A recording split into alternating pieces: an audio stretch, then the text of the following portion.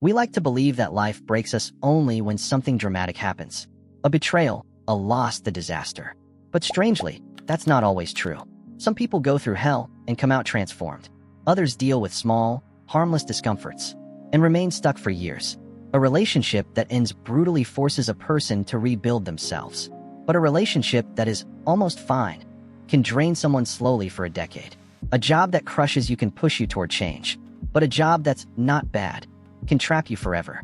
This contradiction is uncomfortable, and yet, it sits at the center of our lives. It's called the region beta paradox. And once you understand it, you'll realize the greatest dangers in your life are not the painful moments, but the tolerable ones. The paradox is simple to explain and difficult to accept. Sometimes, the worst situation leads to the better outcome, and the mild situation leads nowhere. Think about pain. Severe pain triggers action.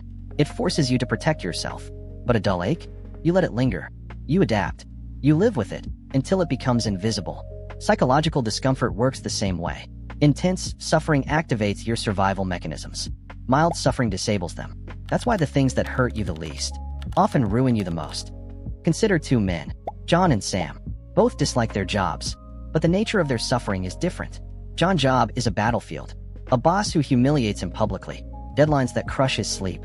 A culture built on fear. Every day feels like a small death. One afternoon, something tiny breaks him. A sarcastic comment. A pointless email. A meaningless insult. And suddenly, he can't pretend anymore. He clears his desk. Walks out.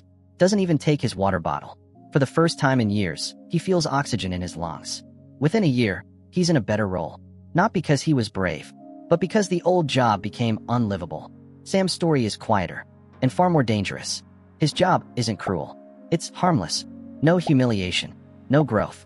Just a slow leak of ambition. Every year he tells himself, "It's fine. I'll change later." Later becomes 5 years. And Sam is still sitting at the same desk. A softer version of the person he once wanted to be. John escaped because his pain crossed the threshold. Sam stayed because his pain never did. That's the paradox. What hurts violently pushes you forward. What hurts softly keeps you exactly where you are. Humans don't change when they're uncomfortable. We change when discomfort becomes intolerable. A heartbreak that shatters you forces you to reassemble your identity. A health scare forces you to reconsider how you live. A crisis forces adaptation. But mild problems? They stay below the level of urgency.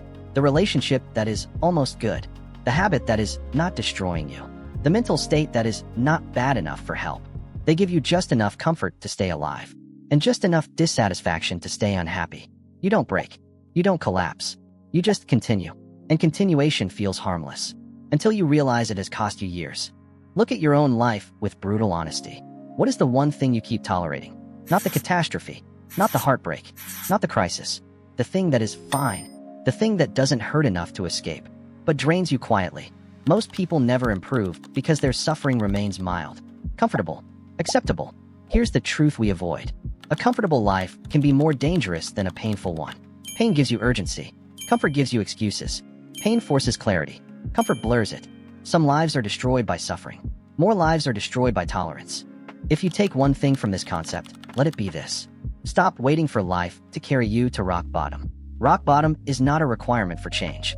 It's a punishment for ignoring small warnings. If something is okay, treat it as a threat. Ask yourself, if I met the younger version of myself today, would I tell him to choose this? If the answer is no, then staying is not stability. It's surrender. Some cages hurt. Others feel warm. Both keep you inside. But here's the truth you're avoiding.